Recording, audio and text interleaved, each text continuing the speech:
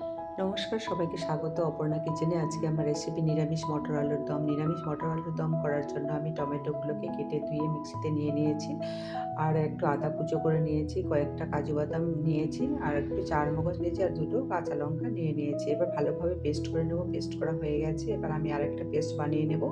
Half বাটি দই নিয়েছি। এখানে ধনে গুঁড়ো, জিরে গুঁড়ো, হলুদ গুঁড়ো আর কাশ্মীরি লঙ্কার গুঁড়ো দিয়ে একটু জল দিয়ে আমি ভালোভাবে ফেটিয়ে নেব। ফেটিয়ে নিয়েছি, পেস্টটা হয়ে গেছে।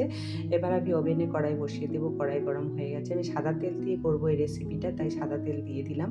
আর আলুগুলোকে আমি কেটে ধুয়ে বয়েল করে রেখেছি। আলুগুলো দিয়ে দিলাম। একটু নুন, একটু হলুদ দিয়ে আমি ভালোভাবে ভেজে নেব।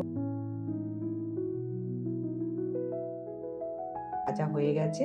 এবার আমি ওই তেলে একটা তেজপাতা, একটা শুকনো লঙ্কা আর একটু গোটা জিরে, একটু গোটা গরম মশলা দিয়ে দিলাম, আর টমেটো আদার পেস্টটাও দিয়ে দিলাম। এবার ভালোভাবে কষিয়ে নেব। তেল ছাড়ছে, আমি দইয়ের পেস্টটাও দিয়ে দিলাম।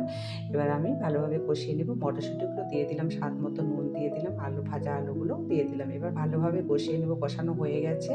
এবার আমি পরিমাণ মতো জল দিয়ে দিয়েছি। এবার ফুটতে দেবো। ফুটে গেছে। উপরে আমি একটু গরম মশলার গুঁড়ো আর একটু কসুরি মেথি ছড়িয়ে দেবো। আর একটু ফুটতে দেবো। ফুটে গেছে। আমার নিরামিষ মটর আলুর দম হয়ে গেছে, নামিয়ে নেব। আমার নিরামিষ মটর আলুর দম রেডি। যদি আপনাদের এই রেসিপিটা ভালো লাগে তাহলে লাইক, শেয়ার, সাবস্ক্রাইব করবেন আর কমেন্ট করে জানাবেন।